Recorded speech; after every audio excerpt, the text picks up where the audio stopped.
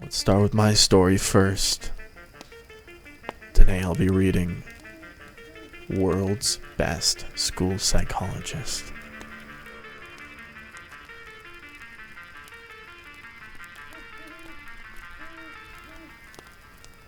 When I was 12, I came to the conclusion that everyone in the world, including my own family, was against me. I was never a problem child, but my parents sure treated me like one. For example, I used to need to be home by 5 p.m. every day. This clearly restricted my amount of playtime outdoors. I wasn't allowed to have friends over to play at the house, nor was I allowed to go over to anyone else's. I had to finish homework directly after I came home from school, no matter how long it took. My parents refused to buy me video games, forced me to read books, and then write a book report on them to prove I actually read it. Now, even though those rules listed above were quite frustrating to me as a child, they aren't what upset me most. What really hurt me was the lack of compassion on behalf of my parents. My mother was a bitter woman who always made me feel guilty about accidents or mistakes I've made. My father only knew one emotion: frustration. The only time he spoke to me was when he screamed at me for having received poor test scores, or beat me for misbehaving. But enough about them. Let's talk about my school psychologist. For his own privacy, we will call him Dr. Tanner. Like most junior high schools, a psychologist is always available on campus during school hours to assist any students in need of counseling, whether it is emotional, academic, social, behavioral, etc. To be honest, I have never seen any student talking with Dr. Tanner. Every day I would walk past his office on my way to the cafeteria, peek through the door's little window. He'd always be alone in there, working on some paperwork. I guess that most kids were too afraid to speak about their problems to an adult who was practically a stranger. For this reason, it took me 3 weeks to muster enough courage to go into his office. March 2nd, 1993, was the day I decided to voice my troubles to Dr. Tanner. During lunch break, I stood in front of his office door and knocked. Through the window, I could see him raise his head, smile, and motion for me to come in. I did. He greeted me by introducing himself and asking for my name. Dr. Tanner was a very soft-spoken man who seemed to radiate kindness. In less than 30 minutes, I rambled to Dr. Tanner about how mean my parents were to me and how they didn't care about me at all. After a while, my voice began to quiver and I stopped speaking. The psychologist listened patiently to my whole spiel, arms folded and head nodding. I half expected him to begin talking about how everything I had just said was untrue, and that my parents loved me dearly, and blah, blah, blah. But he didn't. Dr. Tanner leaned towards me with a grin on his face and said, "You know, I'm the best school psychologist in the world. I promise we will fix this." I rolled my eyes. "Okay, but how?" I asked. "I have my ways," he replied. "I'm a man of my word.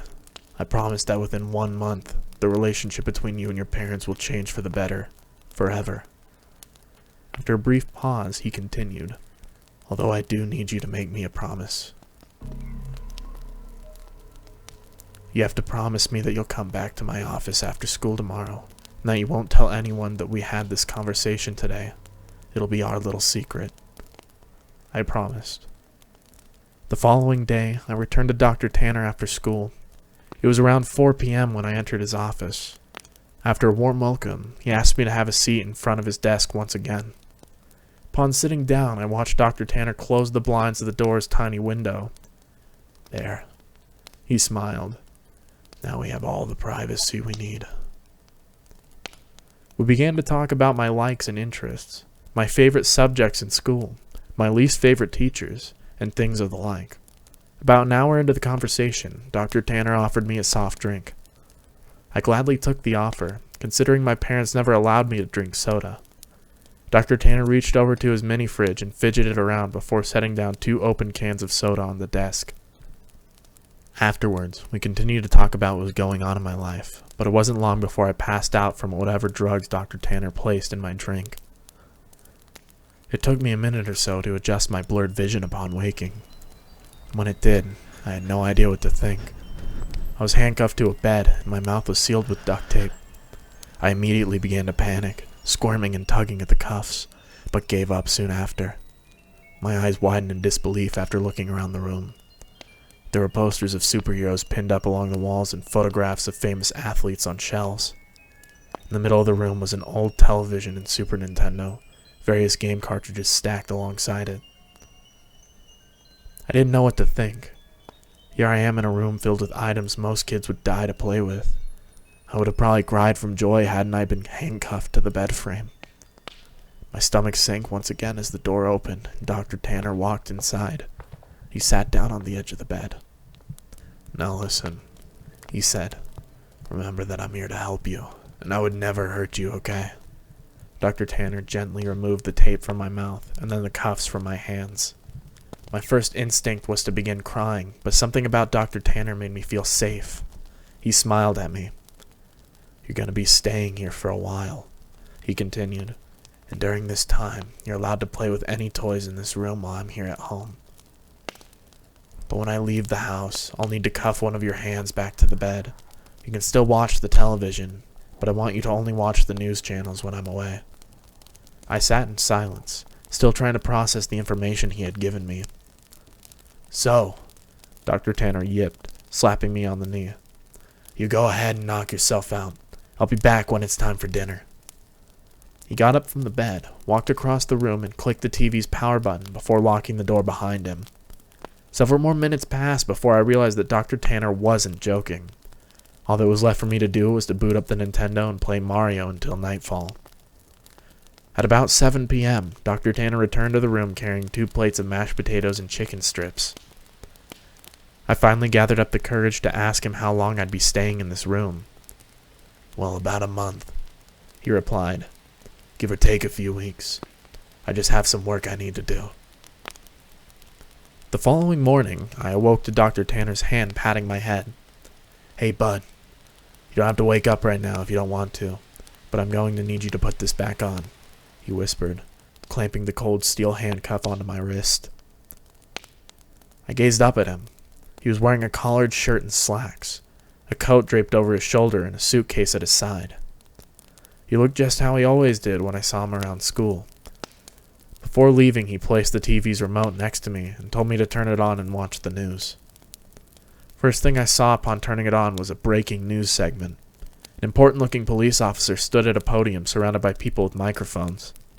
I happened to begin viewing halfway through his speech. "A statewide Amber Alert has been issued as of this morning. We have several investigators working towards identifying potential abductors. But as of right now, there is not much evidence. Faculty members state that the boy had been last seen around 4 or 5 in the evening on..." I began to feel nauseous as a photograph of me appeared on the screen. It was my yearbook picture from last year. Captions for the photograph displayed my name and age, my school, and my town. Above my picture were alternating titles. FBI begins searching for child, and kidnapping suspect unknown, and potential runaway. The live footage continued, and 2 figures I soon recognized as my mom and dad stepped up to the podium. Both appeared to have reddened eyes, tears streaming down my mother's face as she took hold of the microphone. I'd never seen so much emotion from my mother before as she wept on live television, stuttering on sentences such as, "Please return my baby back to me," and "I'm so sorry," and "Please come home to us." When my father took the microphone, I nearly expected his attitude to be stone cold, but he too had tears in his eyes. He pleaded to the world to bring his son home safely, and lastly begged for my forgiveness. "I know I haven't been the best father, but God damn it, do I wish I had been now. Please bring my boy back." I turned the power off shortly after. My emotions were mixed, for I had never once seen my father cry. I felt miserable that my parents were being put through so much, but at the same time, I felt relief. I now know how much Mom and Dad love me. Nearly 4 weeks have passed, and Dr. Tanner has been treating me with the utmost respect. He leaves me in the morning cuffed to the bed frame, but returns in the afternoon to eat lunch and dinner with me, talk, and play games. Never would have guessed how good Dr. Tanner was at Monopoly and Scrabble. But one morning when Dr. Tanner woke me before heading off to work, I noticed a stern look on his face. I also realized that it was 3 hours earlier than when he usually wakes me up. "You need to watch the news today. No exceptions. I want you to keep the television on all day and pay close attention to it," he stated grimly. I of course complied and watched him exit the room. About 2 hours later, a breaking news segment interrupted the toothpaste commercial I was watching. The title, "Human Remnants Found." Two staunch-looking men in suits stood aside one another and began speaking. "We are displeased to bring up such unfortunate news this morning regarding our missing child case from earlier this month." One of the men bowed his head while the one speaking shuffled through some papers. He continued. "Remains of a body have been found in a garbage bag beneath a highway overpass. The body appears to be that of a child, although not much of it is left. The body has been decapitated and much has been burnt to ash and bone." The screen shifted over to a helicopter view of the freeway. Dozens of police cars gathered near the bottom of a tall overpass. The man's voice could still be heard. "Within the bag, police found a junior high school identification card labeled as such." The screen showed the school ID card I always kept in my backpack. The plastic was sort of melted away, but my photograph and name were intact. After the two men dismissed themselves, the camera panned over to my parents. They were sitting among reporters. My mother's face held a painful grimace. My father sulked his head down at his knees. I shut the television off. Dr. Tanner returned home very late. He hurried into the room, unlocked my cuffs, and placed a bottle of fizzing water into my hand. He placed his hand onto my shoulder and smiled. "I made you a promise, didn't I?" I nodded, tears squeezing their way out of my eyes. "You need to make me a promise again," he whispered. He told me that I need to drink all the water in the bottle. It would help me sleep, and that from here on, I am never to tell anyone that I ever met him. I promised. "I told you I'm the best school psychologist in the world, didn't I?" And he was right.